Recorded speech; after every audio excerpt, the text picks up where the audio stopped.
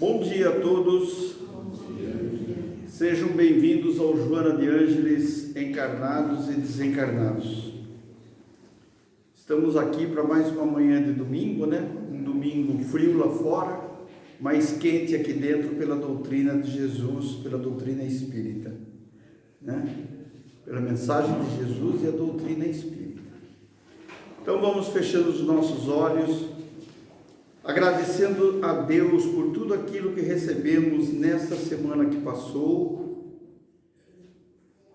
pedindo força, orientação para essa semana que se inicia, agradecendo a espiritualidade da casa por preparar esse ambiente de apoio, de socorro, de ensino, de reflexão. Muito obrigado, meu Deus, por tudo aquilo que nos destes.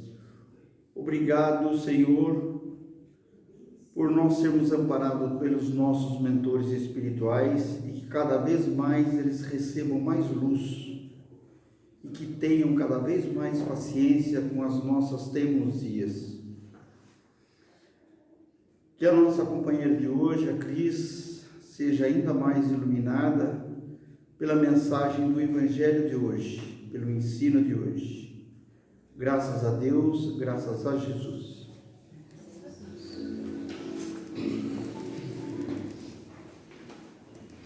Bom dia a todos.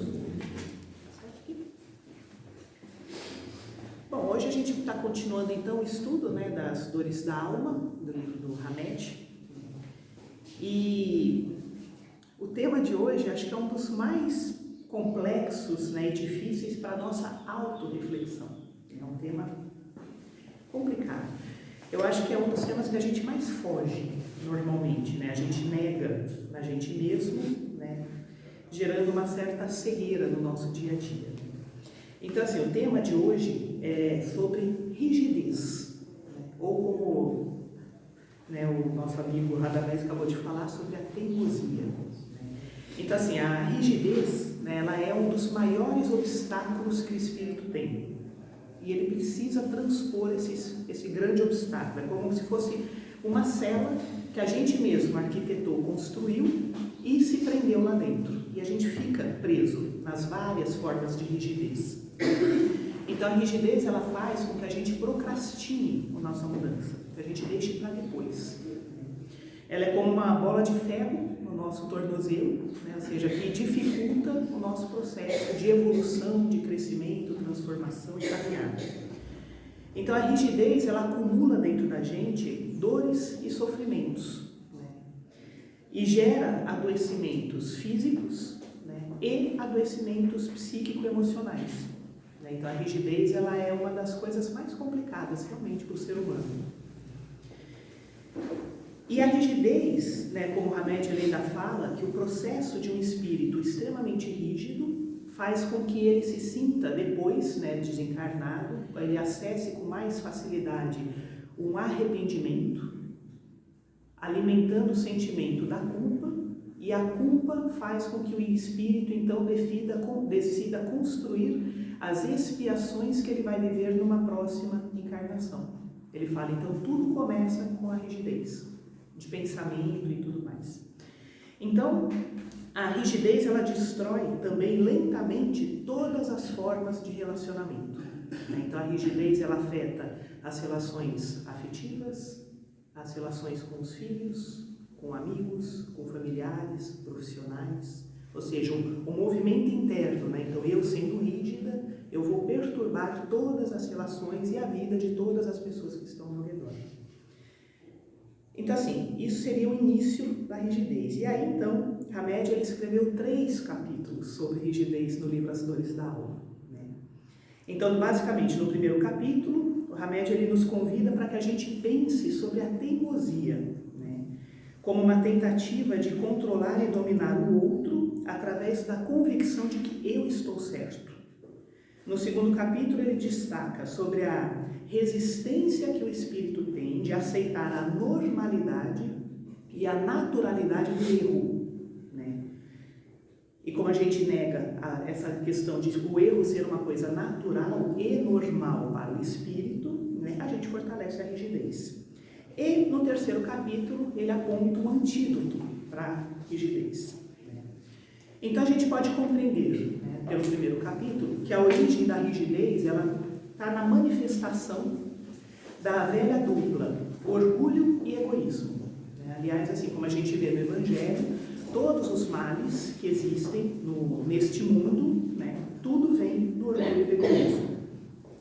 Então, por eu me sentir melhor que o outro, por eu considerar que o que eu vejo, o que eu penso e o que eu sinto está acima do outro, do saber do outro, eu me coloco numa posição de destaque, né, onde eu fico nessa posição de destaque observando e julgando o mundo e as pessoas ao meu redor, de cima do meu próprio pedestal. Desse pedestal eu vou definir o mundo e as pessoas, né, eu defino. Então eu falo, isso aqui é assim, é assado, aquela pessoa é desse jeito, daquele jeito, porque eu estou observando e definindo tudo. E aí eu fico então dessa forma, né, eu vou assumir 4 características que elas juntas formam a rigidez. Então a primeira dela é a certeza absoluta de que eu estou sempre certa, com a razão. A segunda, a crença de que eu devo ensinar ou apontar ou mostrar para as outras pessoas o que elas devem fazer. Né? A terceira é a sensação de que eu vou salvar as outras pessoas se elas seguirem a minha cartilha. E a quarta, a convicção de que eu nunca erro. Essas 4 características é o que fortalece e constrói aquilo que a gente chama de rigidez. Aí Hamed, para simplificar, ele chama essas características de teimosia. Ele fala que poderia ser compreendida mais ou menos da seguinte forma. Eu sei que eu estou certa na minha forma de pensar. Logo, eu vou mostrar para o outro como ele deve agir. Porque assim eu vou estar fazendo um bem para ele. Afinal, eu nunca erro. Esse é o esquema da rigidez. Tá? Hamed, então, ele nos atenta que conviver com pessoas assim é se ver dentro de relacionamentos desgastantes e insatisfatórios.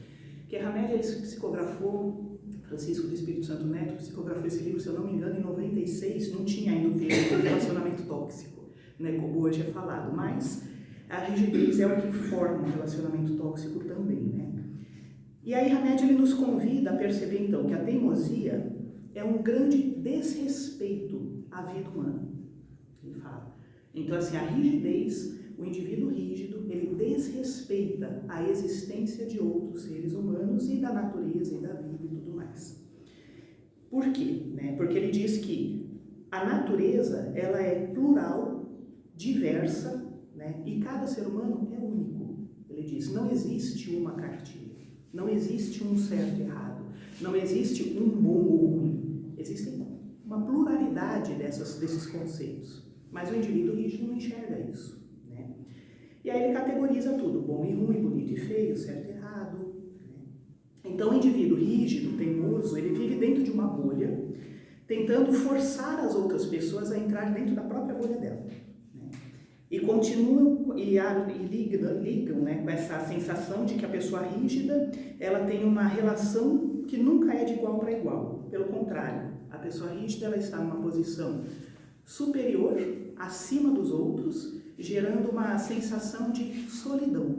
Então, o indivíduo rígido, normalmente, ele sofre muito, porque ninguém entende o universo dele, ninguém entende que ele é bom, que ele só está querendo ajudar, né, que ele só quer o bem das pessoas. E aí ele sofre, né, com isso, com esse movimento, né, gerando carências. Bom, a rigidez, então, né, ela desenvolve essa solidão. Dentro da solidão, a gente vai sentir medo. Porque a nossa natureza, ela é naturalmente social, desde o tempo das cavernas, né? A gente vive em grupos, então quem está sozinho está desprotegido sente medo, sentindo medo a pessoa se arma para se proteger daquilo que ela mesma criou. Né? E as armas que a gente utiliza para se proteger é o rigor, né? Do preconceito e da discriminação.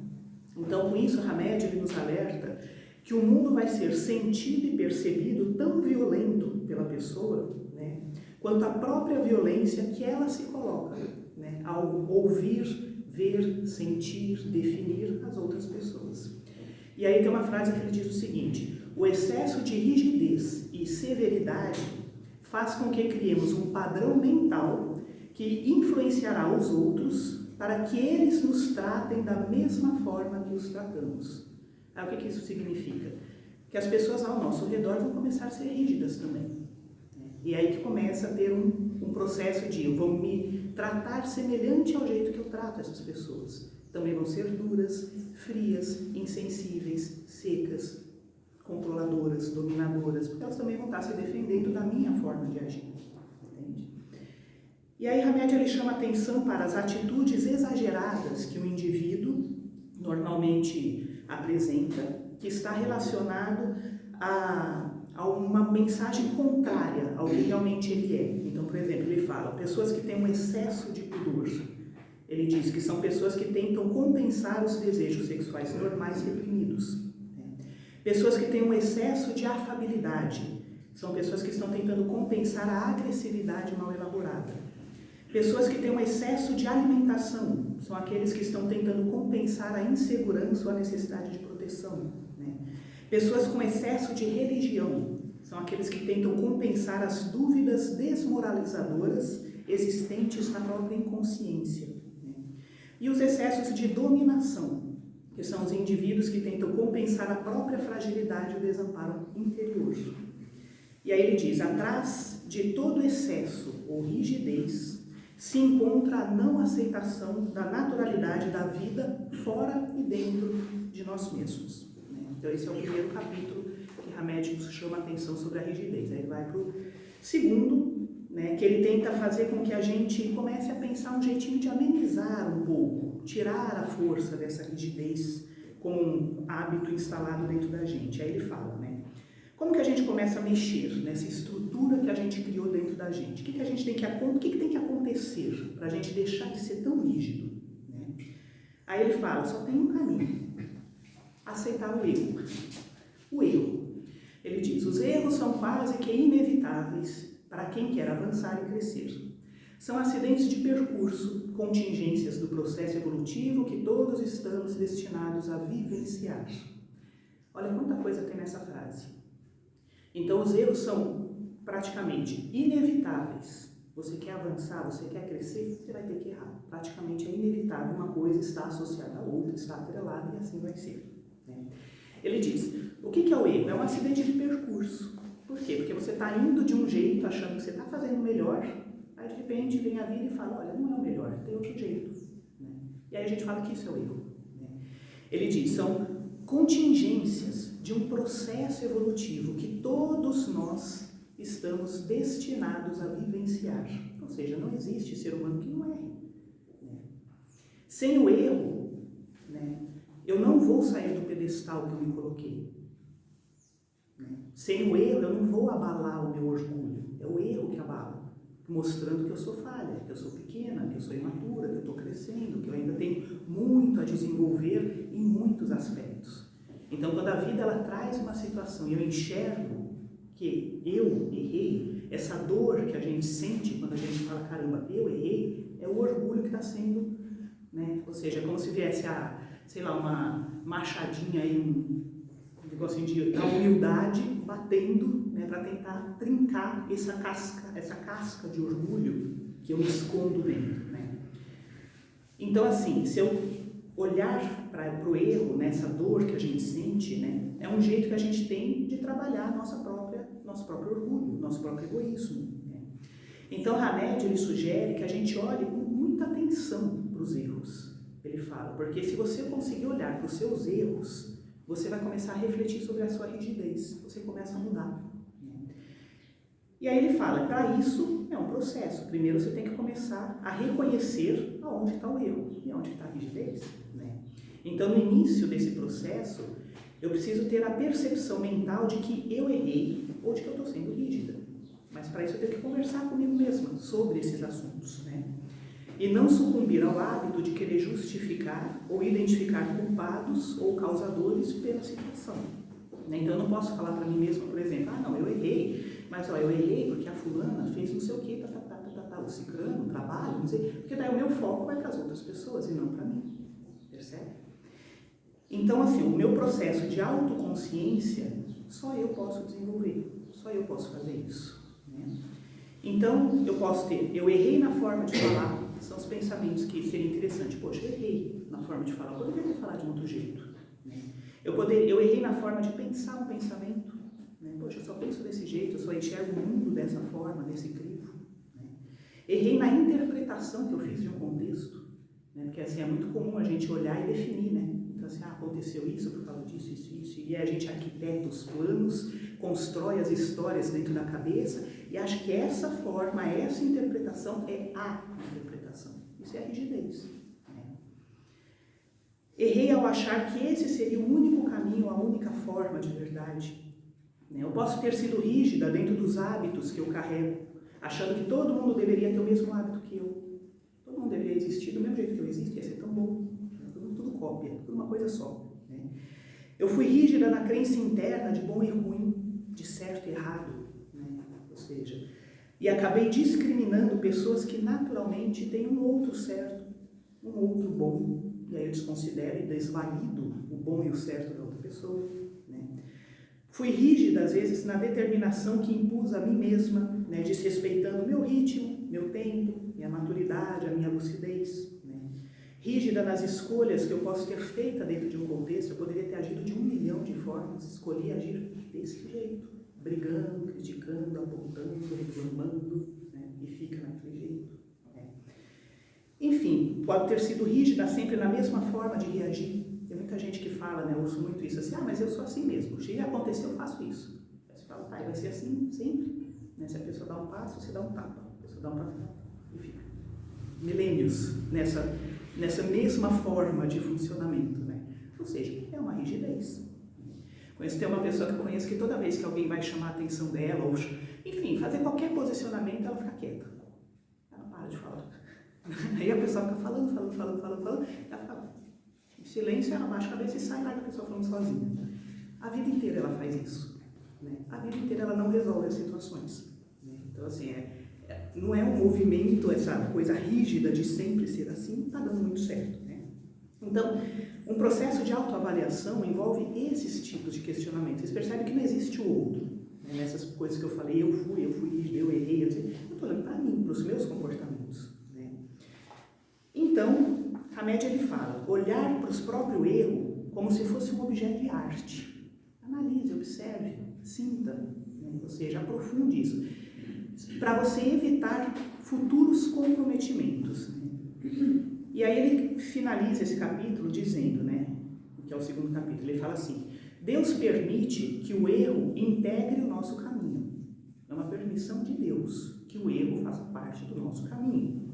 Aí ele fala, aliás, o erro faz parte das nossas condições evolutivas, para que a gente possa aprender e assimilar as experiências da vida.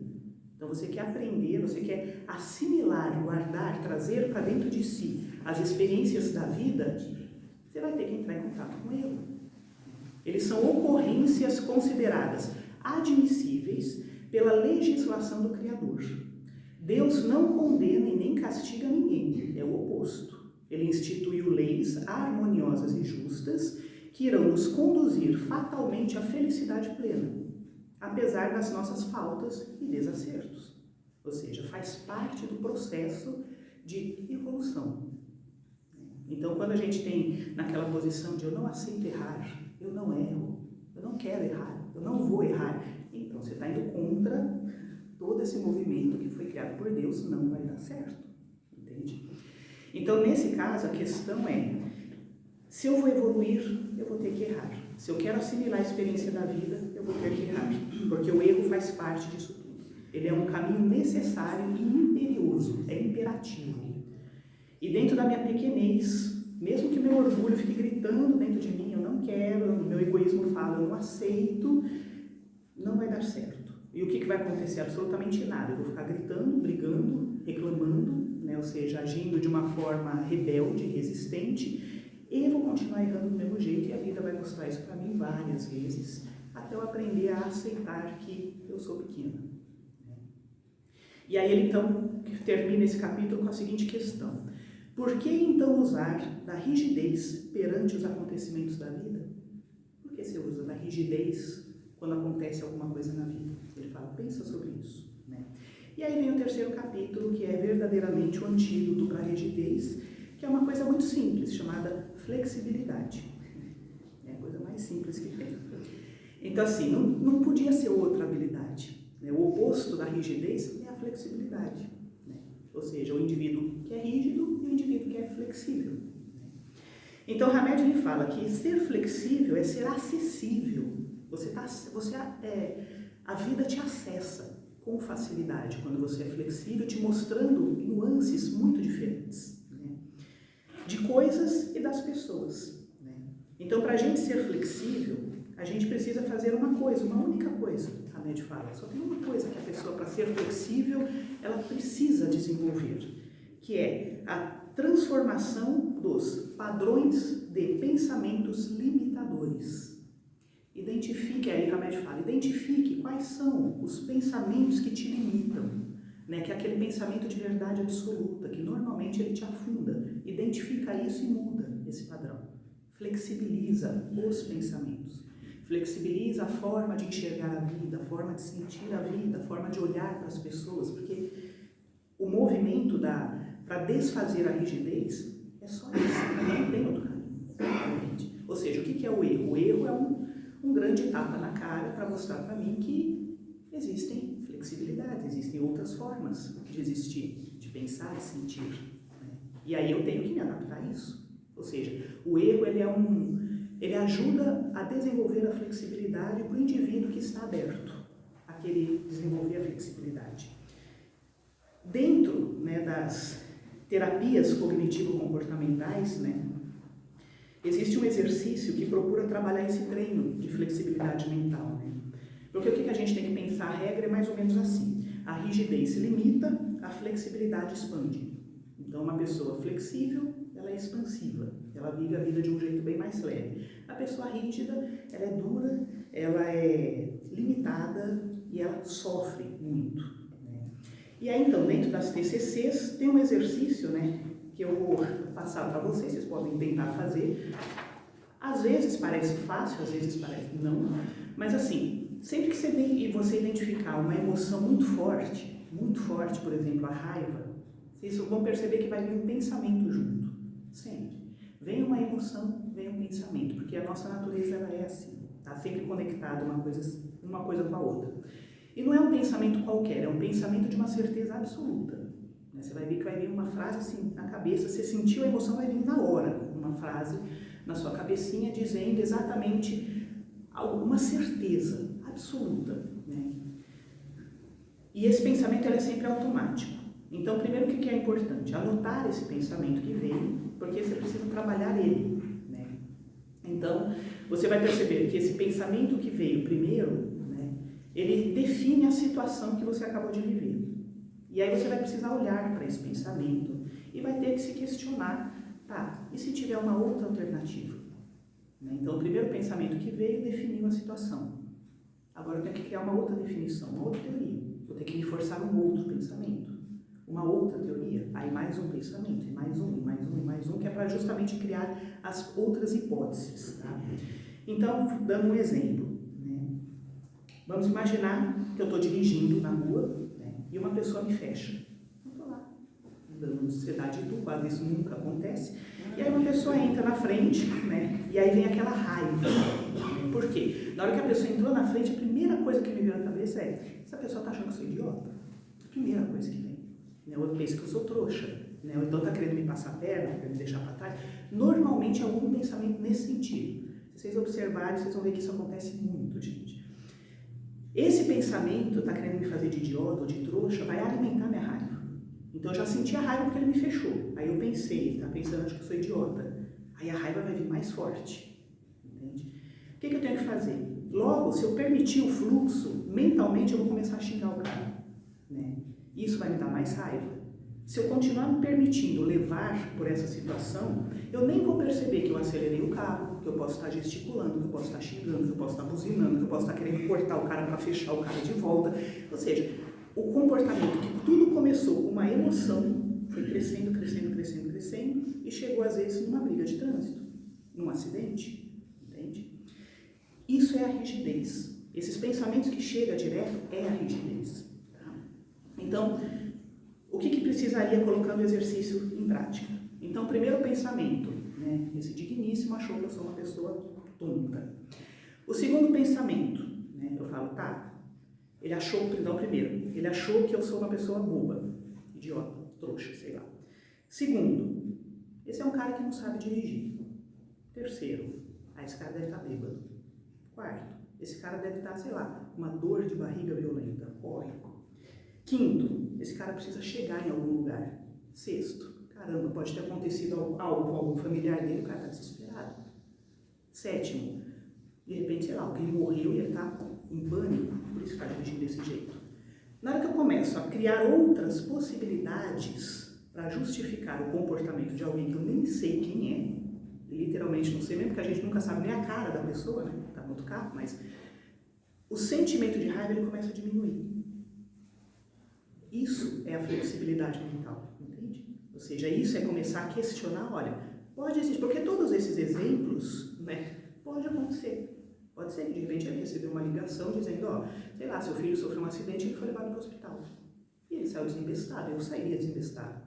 E aí realmente eu não iria ver ninguém perto de mim. Pode ser que de repente estava dirigindo, deu uma dor de barriga, e o cara estava desesperado. Pode acontecer. Ou seja, então assim, aí já é um processo de... E pode ser que ele estivesse bêbado, que ele não soubesse dirigir, e pode ser também que ele olhe para mim e pense, nossa, você é mulher, deixa eu passar na frente e dane-se. Pode ser. Mas a grande questão é, o que eu tenho a ver com isso?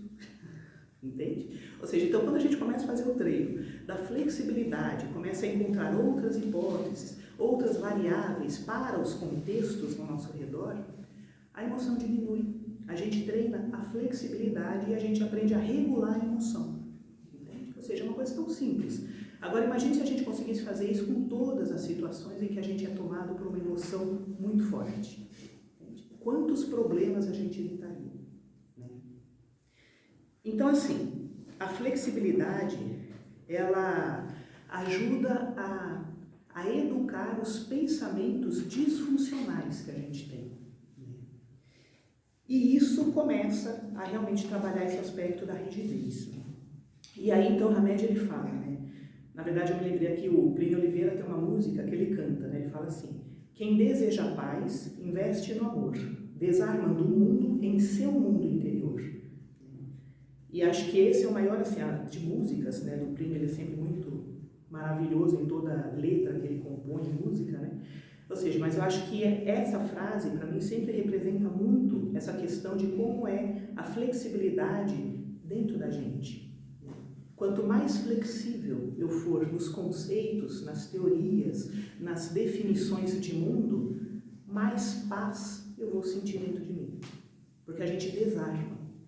Ou seja, eu não vou definir o mundo, eu não sei o que acontece na cabeça das pessoas, não é uma coisa de olhar e você rotular, ou seja, eu não tenho que trabalhar como rotuladora de universos alheios, de existências das outras pessoas, eu só posso identificar o que está aqui dentro. Né? E aí então, Hamed ele fala, né, que existem criaturas que se mantêm presas durante anos e anos a conceitos e crenças imobilizadoras. Convergiram toda a sua atenção para sentimentos, objetivos ou pensamentos obstinados, dificultando uma amplitude de raciocínio e discernimento. E esse fenômeno acontece com os espíritos desencarnados também, que ficam estacionados compulsoriamente a uma única paixão doentia ligada a uma única ideia. Isso é o que a gente vê muito na mediúnica, né? Outro dia a gente estava conversando, era um espírito, deveria ser o quê? A gente sentiu que deveria ser algo mais ou menos assim de 1700. Ele estava lá ainda, em 1700. E aí no meio da conversa a gente falou, não, mas agora em 2023 ele parou. 2000, quando? Eu falei, então nós estamos no ano de 2023, né? Foi no começo desse ano. Aí ele parou e ficou quieto. Eu falei, então, acho que o senhor deve ser mais ou menos de uns 1700, né? Ou seja, já passaram alguns séculos. E essa ainda está sendo a tua realidade. Buscando o ódio se vingar de uma pessoa que te feriu em 1700. Ou seja, a situação já acabou. Aquela época que você vivia já deixou de existir, o contexto já deixou de existir, todo mundo já evoluiu, já teve, se bobear, essa pessoa já teve mais umas 2 encarnações nesse período todo aí dos seus 300 anos, e você ainda está preso nisso. nessa ideia fixa, né? E às vezes também, isso os espíritos desencarnados, em mediúnica, a gente vê muito, né? Porque lá naquela vida a pessoa fez, ou seja, mas aquela vida já foi. E a gente nem sabe quantas vidas teve entre essa que foi vivendo isso e essa de agora. Que a gente acha, né, que é a última, e não é nem sempre a última. Esse é, sei lá, foram 5 vidas já. E a pessoa está lá fixada. Né? Ou então, de repente, conversa com pessoas que falam, eu não perdoo o que o fulano falou. Né? Eu tinha, tudo bem, eu tinha 25, hoje eu estou com 70, mas eu não perdoo o que o fulano falou. Aí você fala, caramba. Eu lembro de um senhor que na época ele estava com quase 80 e ele falava da mesma situação que ele tinha vivido quando ele tinha 12 anos de idade. E eu falava para ele, mas o senhor já tem quase 80. Isso aconteceu quando o senhor tinha 12. Quantas outras coisas o senhor viveu entre os 12 até os 80? E ele lá, preso naquela situação. Então, a rigidez faz isso. Ela escraviza a gente. Então, assim, memórias, em mágoas, em sentimentos, enfim, angústias, decepções. Né? E aí ele fala, então, qual é o caminho para sair da rigidez? É a flexibilidade. Você tem que aprender a flexibilizar. Não tem outro jeito. Toda crença interna, né, é uma ideia obstinada, fixa, cristalizada. Então, quando a gente fala crença, quando o Hamed fala crenças limitadoras, a gente não está falando da crença religiosa. A gente está falando de tudo aquilo que eu acredito, toda a crença que eu carrego dentro de mim, que é fixo, obstinado, determinado. Né? São pensamentos do tipo, eu tenho certeza que fulano fez isso para me machucar. Eu sei que a pessoa falou aquilo para me deixar mal. Ou eu sei que a pessoa, sei lá, de repente fez o que fez porque quer puxar meu tapete. Ou fulano me olhou torto porque não gosta de mim. Tudo isso são crenças limitadoras, porque assim, quem disse? Eu não tenho tanta certeza absoluta disso. Aí às vezes ainda a pessoa, ela contra-argumenta, não, mas eu sei que é assim. Tenho certeza que é assim. Tá bom, mas uma outra possibilidade, se não for desse jeito, for de um outro jeito, qual seria? A pessoa não te viu. Eu falo para as pessoas, se vocês viverem sem óculos, eu não vou enxergar vocês. Ou seja, não estou sendo metida, nem vaidosa, é que eu não enxergo mesmo, é um problema físico, entende? Ou seja, mas assim, se de repente alguém me vê e eu tiver sem óculos, pode falar, você passou do meu lado, nem olhou na minha cara. Já aconteceu. Eu falei, mas desculpa, a próxima vez eu ando de óculos, só para te ver. Ou seja, mas a nossa saúde mental, ela depende dessa capacidade da gente se adaptar ao meio que a gente vive. E a gente só consegue isso através da flexibilidade mental. É ela que faz a gente se adaptar. E aí Hamed, então, ele pede para que a gente, até para finalizar, para que a gente se recorde do nosso modelo que é Jesus. E ele fala, Jesus, além de todos os procedimentos e atitudes nobres que ele teve na vida dele, ele mostrou na prática como é substituir a rigidez, né, o comportamento impetuoso e fanático dos homens da época, que eram rígidos, austeros e intolerantes. Ele deu exemplo. Então, assim, ele foi totalmente flexível a tudo. Aí eu fico imaginando, né, para o contexto do Cristo, ele estar lá, de repente levaram a mulher adúltera, né, e todo aquele povo, todo o conceito moralista da época, né, apedreja, né, ela tem que morrer, ela está atrás, não sei o quê. E Jesus com uma postura tranquilíssima dele, de então quem não pecou, atira a primeira pedra. E ainda tem a delicadeza de nem ficar olhando as pessoas, confrontando elas com o olhar. Quando ele abaixa, vai mexer na areia, né, tipo, gente, é cada um com a sua própria consciência, não estou aqui para julgar ninguém. Ou seja, com uma fala, a flexibilidade, um comportamento de flexibilidade, mudou todo o contexto. Então, assim, quando a gente olha a vida de Jesus, extremamente flexível. Então, assim, ele não se deixava levar, porque ele foi criado naquela cultura. Se a gente fosse pensar, né? Ou seja, ele nasceu naquela cultura, ele recebeu aquela cultura como modelo. Mas mesmo assim, dentro dele, olha, dispenso tudo isso. Então, assim, esse tema, como eu falei, não é um tema fácil. Ou seja, a rigidez é um tema chatinho, né? Mas eu desejo verdadeiramente que tenha incomodado vocês, né? Como me incomodou esse tema, né? Porque, assim, é uma grande oportunidade que a gente tem de olhar pra gente, pra dentro, né? Com muito carinho, né? Com muita curiosidade, né? Pra gente ter uma noção do caminho que a gente tem que percorrer aqui dentro. Porque, assim, quando eu estava pensando, escrevendo, né? Porque é todo um processo mental para poder escrever isso tudo aqui. Mas assim, e um detalhe, eu só escrevo para não me perder, porque senão o pensamento divaga, né? Vai embora, né?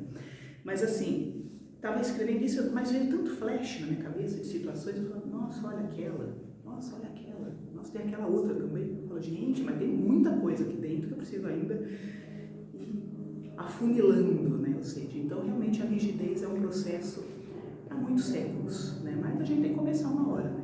Então fica aí o convite a todos vocês. E quem quiser, gente, leia o livro, né? As Dores da Alma é um livro maravilhoso. Todos, né? Do Hamed, assim, tem um carinho, uma admiração muito grande pelo espírito e pelo Kiko, né? Que é o médium. Mas assim, leiam, né? Que tem PDF, tem gratuito, disponibilizado na internet, né? Colocar lá As Dores da Alma, PDF, aparece o livro lá também, né? Então assim, né? Dá para comprar ou ler gratuitamente, mas busquem, tá? É muito importante. É isso, gente. Então, vamos encerrar, fechando os olhos, sentindo a presença do nosso mentor, nosso espírito, amigo,